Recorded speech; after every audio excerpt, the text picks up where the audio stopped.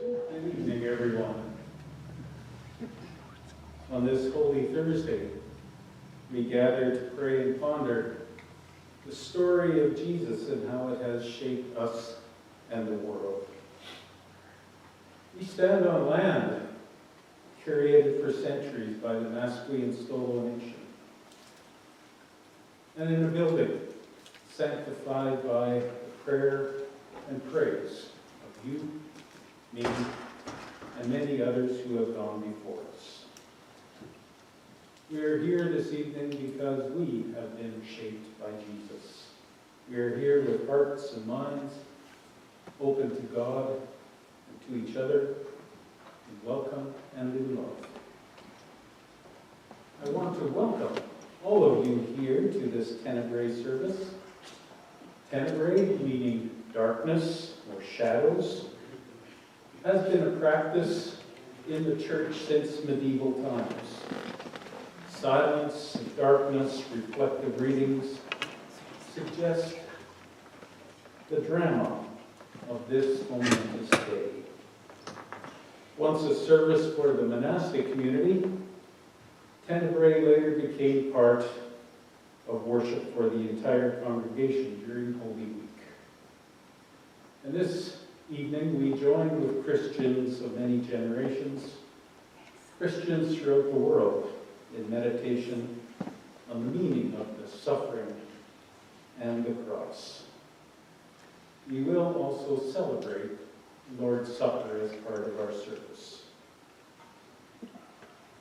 And for this service, we will make use of 7 candles to highlight this service. As we move through the evening, we are going to be extinguishing the candles one by one.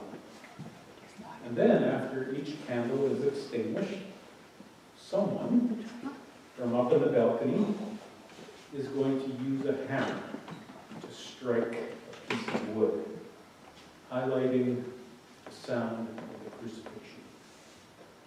I want to alert you to this because I don't want anyone jumping up in panic and running out the doors. But at the end of the service, the last candle will be extinguished and we will be thrust mostly into darkness. So through this use of light, darkness, silence, sound, scripture readings, and communion, we want to dramatize the suffering of Jesus and the fading devotion of his disciples in the events leading up to and including Christ's crucifixion, and what seemed like death's and darkness victory over us and the world. And now for our call to worship. There are words on the screen. Welcome to you who call upon the name of Christ. We gather tonight to recall the story of the night Jesus was betrayed. Are you prepared to come to the feast of Jesus Christ, whose life was poured out for you? By the grace of God, we are. Are you able to watch with Jesus at prayer in the garden? Indeed, to struggle yourself to be the unity with God's will for you? By the grace of God, we are. Then let us praise God, even in this hour of darkness. God of all grace and steadfast love, greatly is your name to be praised in all the earth. Bring us to this feast of remembrance with open hearts. Let's pray. Holy God, remind us of this special day, of the many ways we know you, as a strong deliverer, as a humble servant, as the one who bids us to love one another, that the world might know you. Lead us not to the beauty of solitary reflection, but also to community, as we remember together your words and your example. In Christ's name we pray. Amen.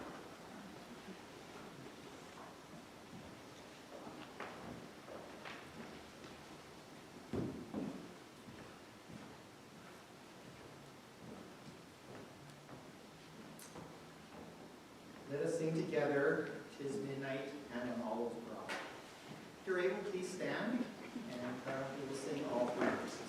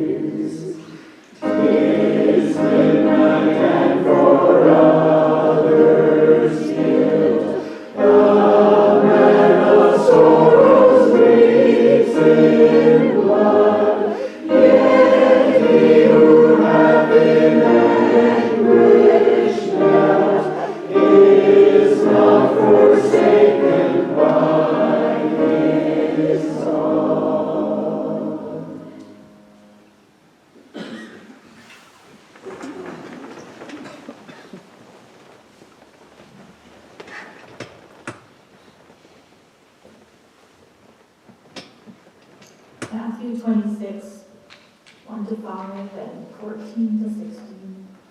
When Jesus had finished saying all these things to his disciples, "You know that after 2 days the Passover is coming, and the Son of Man will be handed over to be crucified." Then the chief priests and the elders of the people gathered in the palace of the high priest, who was called Caiaphas, and they conspired to arrest Jesus by stealth and kill him. But they said, "Not during the festival, or there may be a riot among the people." Then one of the 12, who was called Judas Iscariot, went to the chief priests and said, what will you give me if I betray him to you?" They paid him 30 pieces of silver, and from that moment he began to look for an opportunity to betray him.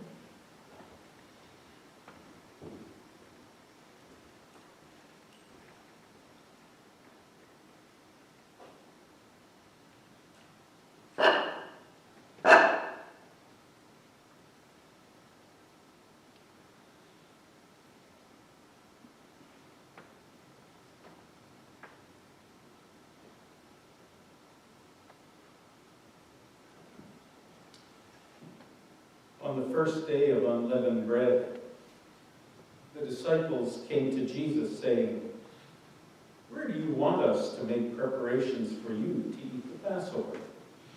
He said, "Go into a city to a certain man and say to him, 'The teacher says, my time is near. I will keep the Passover at your house with my disciples.'" So the disciples did as Jesus directed them, and they prepared the Passover meal. When it was evening, he took his place with the 12, and while they were eating, he said, "Truly I tell you, one of you will betray me." And they became greatly distressed and began to say to one another, "Surely not I, Lord." He answered, "The one who has dipped his hand in the bowl with me will betray me. The Son of Man goes as it is written of him. But woe to that one by whom the Son of Man is betrayed. It would have been better for that one not to have been born." Judas, who betrayed him, said, "Surely not I, Rabbi." He replied, "You have said so." As we prepare to receive communion this evening, let's take a few moments to reflect on this week. In silence, let us remember where we have responded to God's love and where we have resisted it. Let's become aware of how our living has expressed the way of Jesus Christ and where we have neglected to do so. And let us remember where the Spirit has inspired us to see things differently and where we have chosen the security of our own preferences. Let's bow for our silent prayers of confession, after which we will read a prayer together on the screen.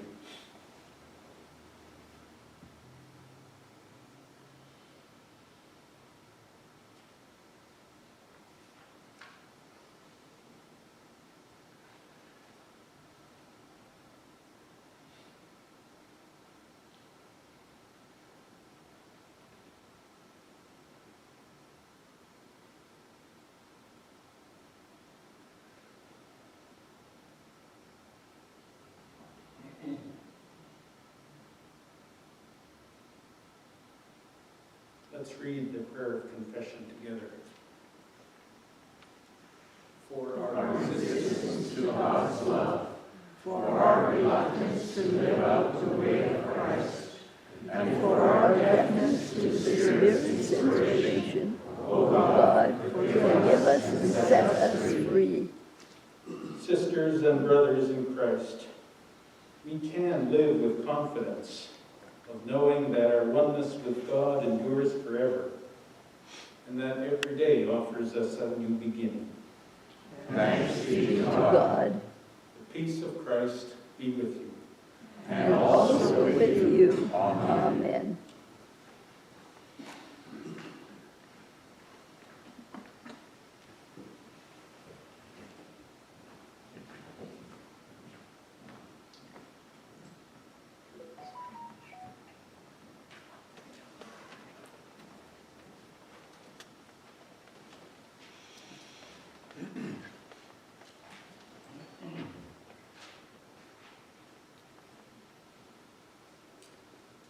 Let us sing this song, Eat the Spread, as we prepare for communion, and we will sing through it twice. Again, if you're able, please stand and sing.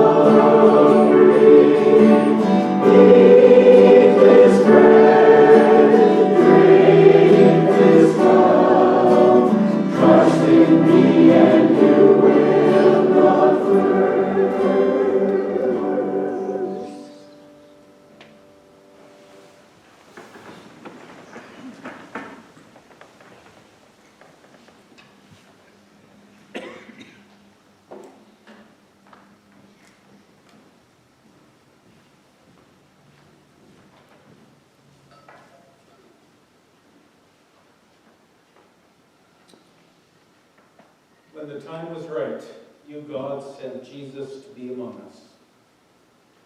Born into this life, seeing your grace revealed in all things, Jesus laughed with those who laughed and mourned with those who mourned. Through your love, Jesus healed the sick, welcomed the outcast, challenged those in power, and the structures that kept them there. And he called us back to your love. In the power of the Holy Spirit, Jesus laughs and cries, heals and welcomes, challenges and loves,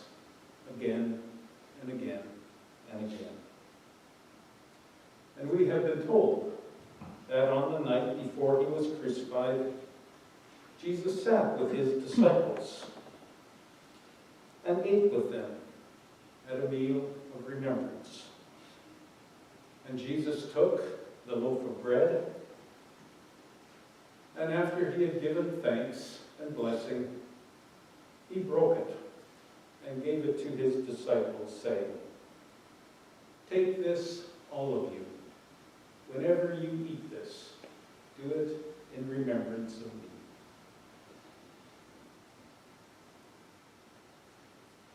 And after the meal was over, Jesus took the cup of wine,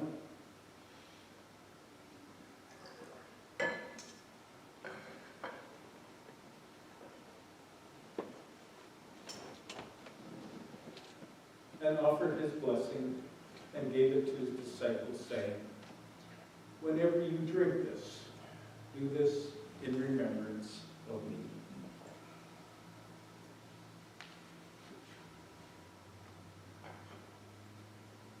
And each time we drink it, we, the disciples, also do this in remembrance of Jesus' journey to the cross. So, friends, these are the gifts of God for us, the people of God.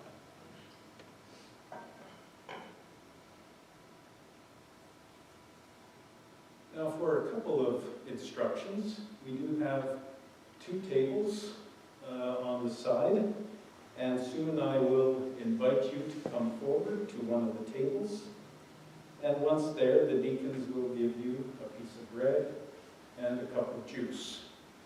Take them and return to your seats and wait until everyone has been given bread and juice, and then we will eat and drink together. And for those who are uncertain about the darkness coming down to the front, or are unable to come to the front, Ingrid will bring the bread and cup to you. So please, deacons, please come forward.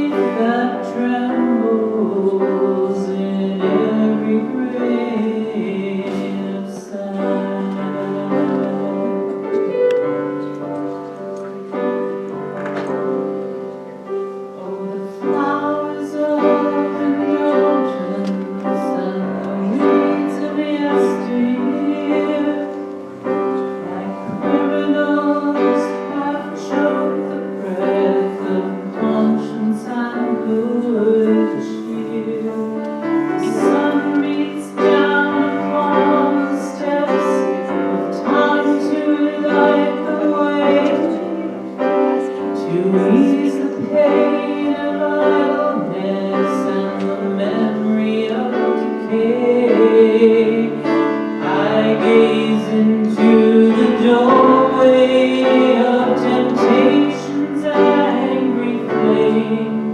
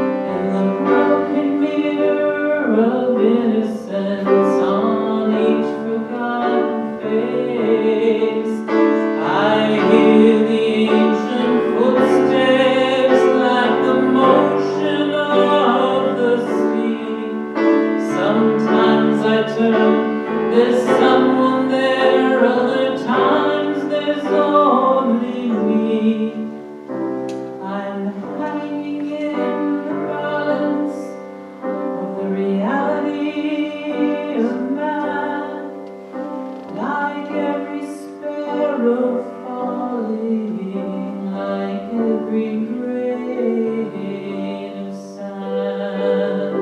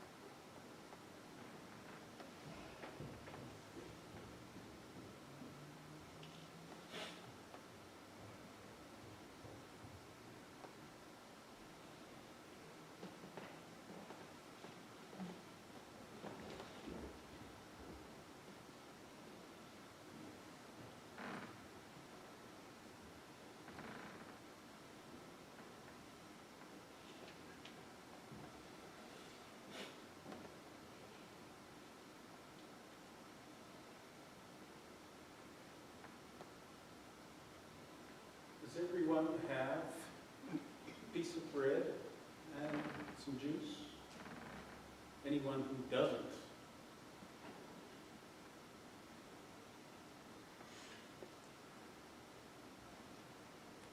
Let us eat this bread in remembrance that Christ died for you and me, and be thankful.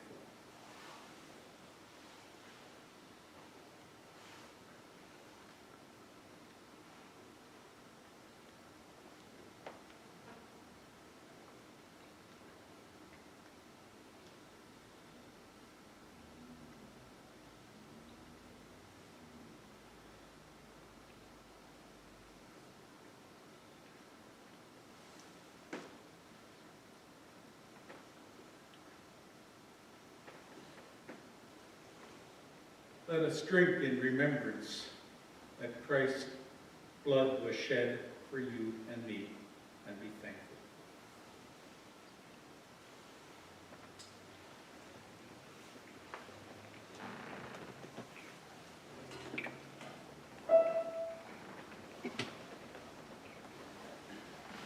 Let's pray. Most holy God, we thank you for the gift of Jesus Christ, for the nourishment of his life and teaching, and the power of his death and resurrection,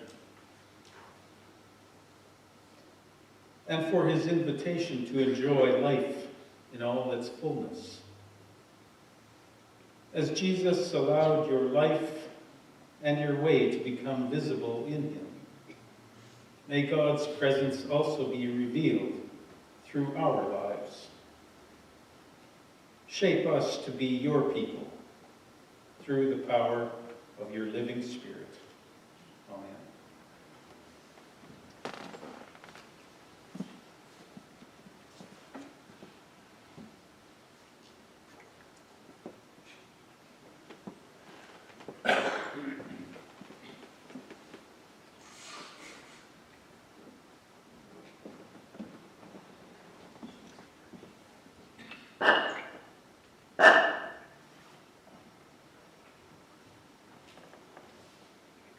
Jesus prays in Gethsemane, Matthew 26, 36 to 46. Then Jesus went with them to a place called Gethsemane, and he said to his disciples, "Sit here while I go over there and pray."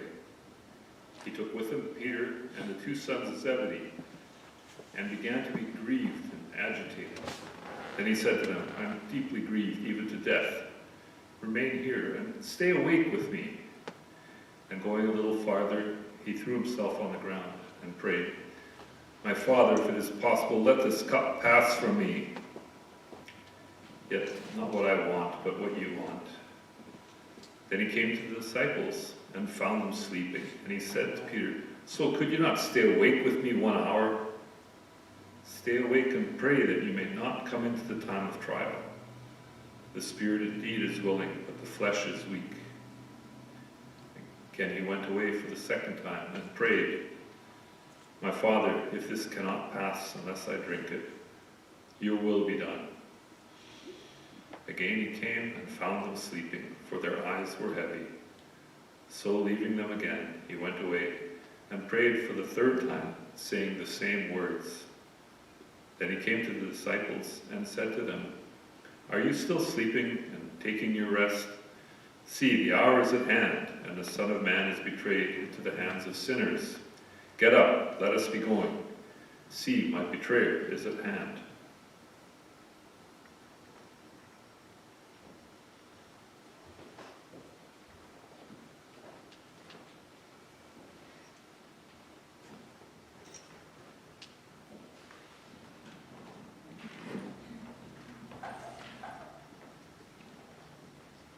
Please stand if you are able. Sing to the song.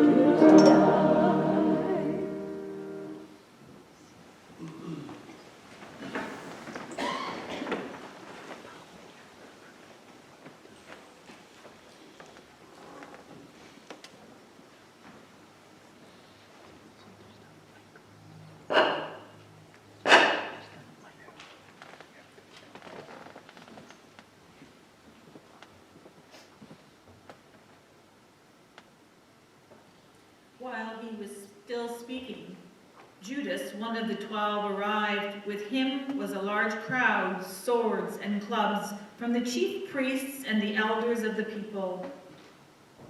Those who had arrested Jesus took him to Caiaphas, the high priest, in whose house the scribes and elders had gathered.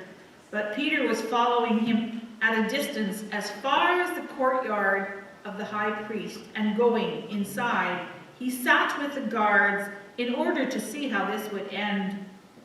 Now the chief priests and the whole council were looking for false testimony against Jesus so that they might put him to death, but they found none, though many false witnesses came forward.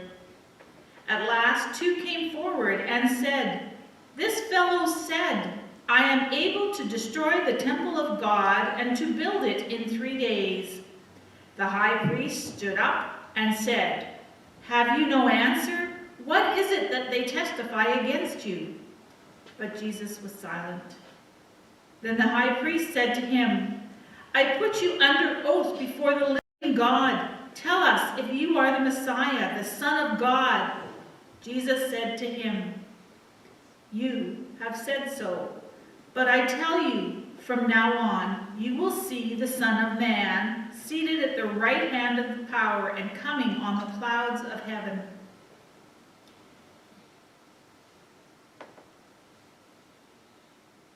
Then the high priest tore his clothes and said, "He has blasphemed. Why do we still need witnesses?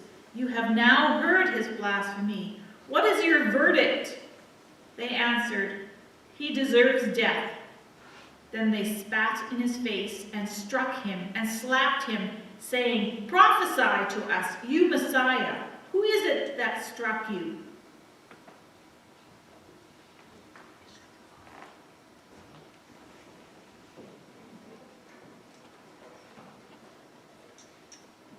Okay, please join us.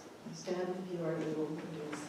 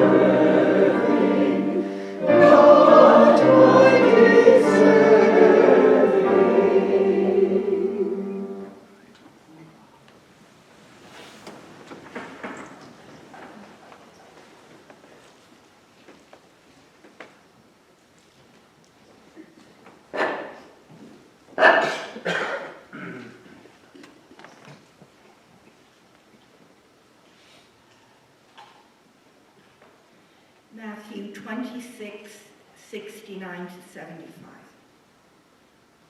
Now Peter was sitting outside in the temple court. A servant girl came to him and said, "You also were with Jesus the Galilean."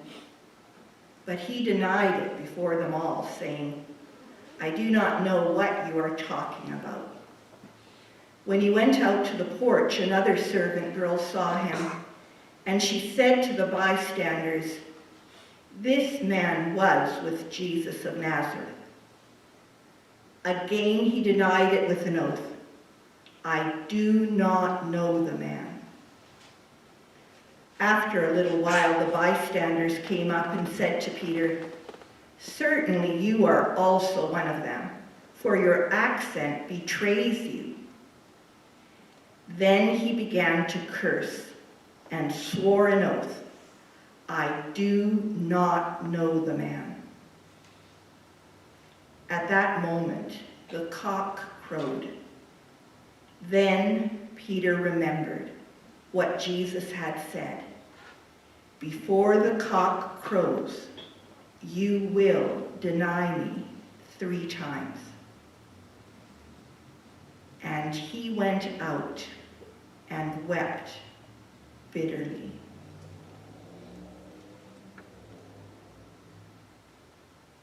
Oh, Jesus, sometimes I will act as if I do not know you. I'll act as if I am in need, alone, unaccompanied.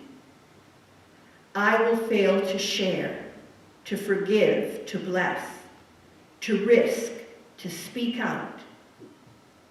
I'll choose not to trust God, but be selfish. In an argument, I will be sure to win and forget to love. You will be carted off, and I will slip away. You will be shot in the street, and I will turn the page. And still, you will claim me, forgive me, seat me beside you in a place of honor, and give me your body. Still you love and will always love. Still you hold me close with the faithfulness I writhe against. Give me the weakness to allow myself to be so outrageously loved, so taken that it's at least a little harder to desert you. Even in my unfaithfulness, give me your faithfulness. When I can't hold on, hold me.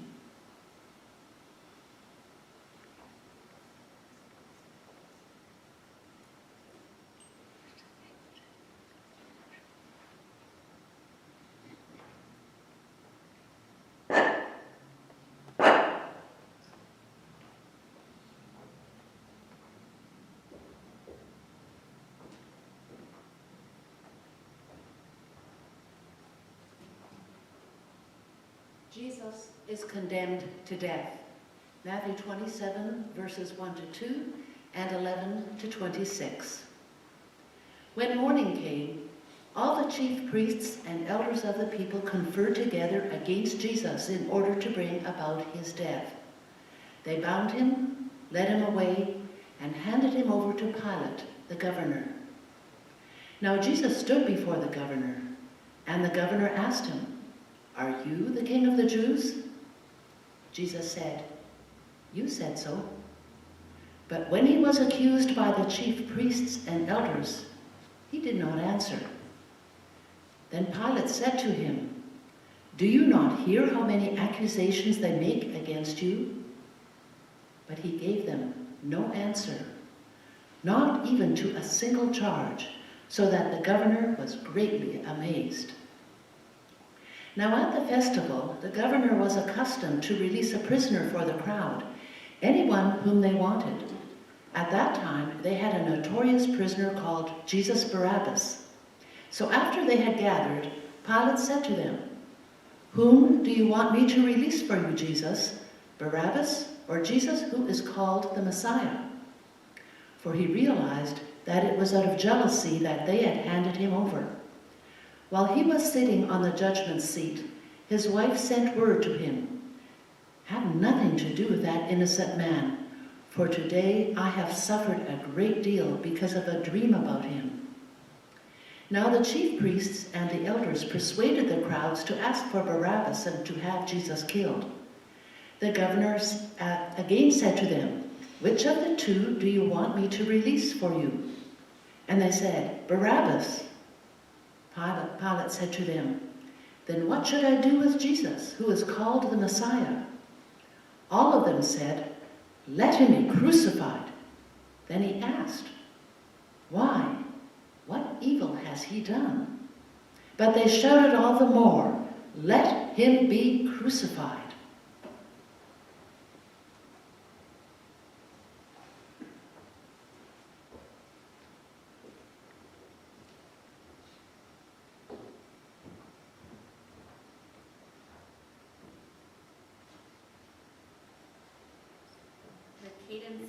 of suffering love sound in the church in this Holy Week.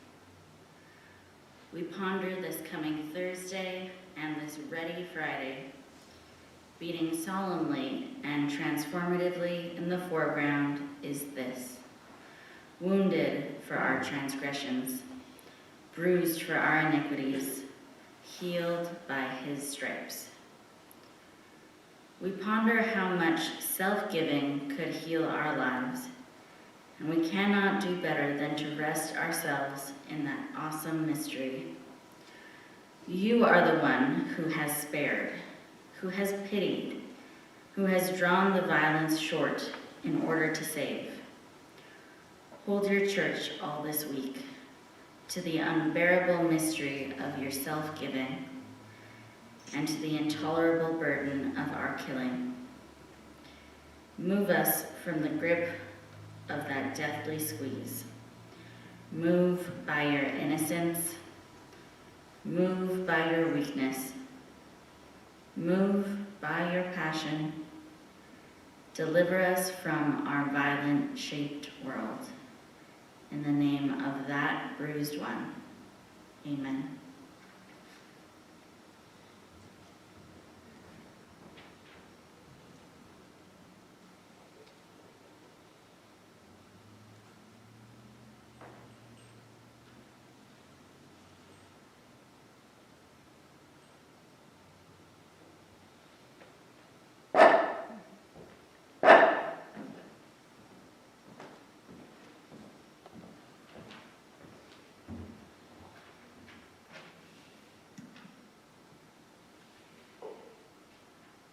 Jesus is crucified, Matthew 27, various verses. Then the soldiers of the governor took Jesus into the governor's headquarters, and they gathered the whole cohort around him. They stripped him and put a scarlet robe on him, and after twisting some thorns into a crown, they put it on his head. They put a reed at his right hand and knelt before him and mocked him, saying, "Hail, King of the Jews!" They spat on him and took the reed and struck him on the head. After mocking him, they stripped him of the robe and put his own clothes on him. Then they led him away to crucify him. As they went out, they came upon a man from Cyrene named Simon. They compelled this man to carry the cross, and when they came to a place called Golgotha, which means place of a skull, they offered him wine to drink mixed with gall. But when he tasted it, he would not drink it. And when they had crucified him, they divided his clothes among themselves by casting lots. Then they sat down there and kept watch over him. Over his head they put the charge against him, which read, "This is Jesus, the King of the Jews." From noon on, darkness came over the whole land until 3 p.m. And about 3 o'clock, Jesus cried in a loud voice, my God, why have you forsaken me?" When some of the bystanders heard it, they said, "This man is calling for Elijah." At once, one of them ran and got a sponge, filled it with sour wine, put it on a stick, and gave it to him to drink. But the others said, "Wait, let us see whether Elijah will come to save him." Then Jesus cried again in a loud voice and breathed his last. At that moment, the curtain of the temple was torn in two from top to bottom. The earth shook, and the rocks were split. Many women were also there, looking on from a distance. They had followed Jesus from Galilee and had provided for him. Among them were Mary Magdalene and Mary, the mother of James and Joseph, the mother of the sons of Zebedee. When it was evening, there came a rich man from Arimathea named Joseph, who was also a disciple of Jesus. He went to Pilate and asked for the body of Jesus. Then Pilate ordered it to be given to him. So Joseph took the body and wrapped it in a clean linen cloth and laid it in his own new tomb, which he had hewn in the rock. He then rolled a great stone to the door of the tomb and went away. Mary Magdalene and the other Mary were there, sitting opposite the tomb.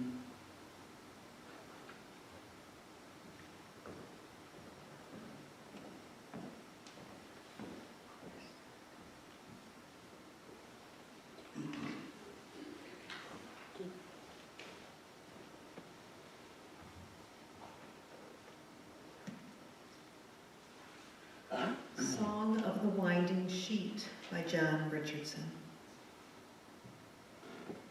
We never would have wished it to come to this, yet we call these moments holy as we hold you.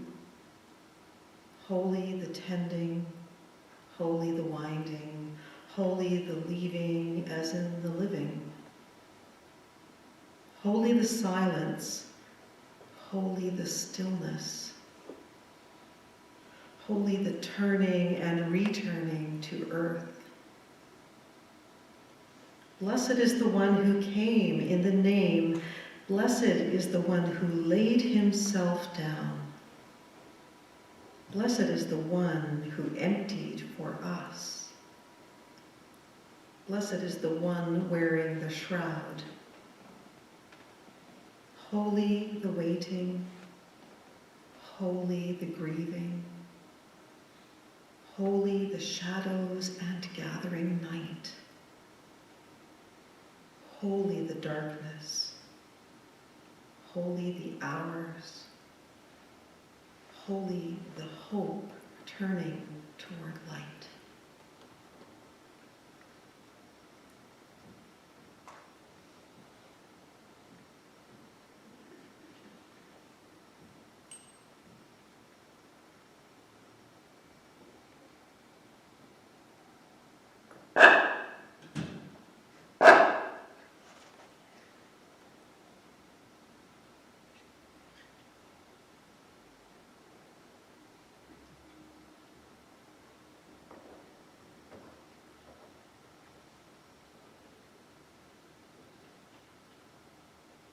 As we prepare to leave this time of worship and take up the rhythm of our daily lives, may we hold whatever the Spirit has given to us during this time of worship.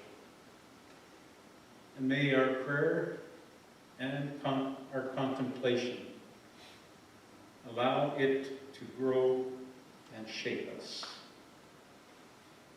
And may God bless us with imagination and with courage.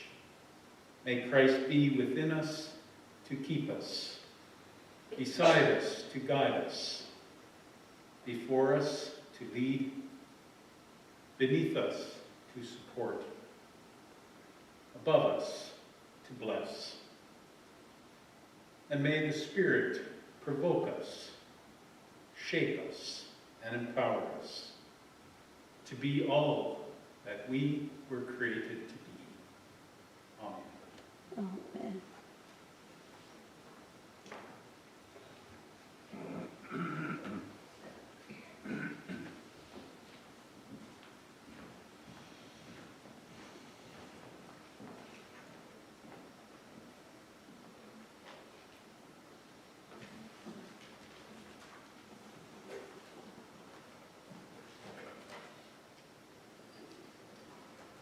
For our singing song, it is the song that we have been learning through Lent. It is number 848, Christ Be All Around Me. And after we have sung this song, you may stay. We're going to sing it sitting. And then after, take your time as you reflect. And then when you're ready, you may leave the sanctuary and then go on from here, knowing that today is Thursday. We remember Friday tomorrow. And know that we're going to be back here on Sunday to celebrate. So Christ be all around.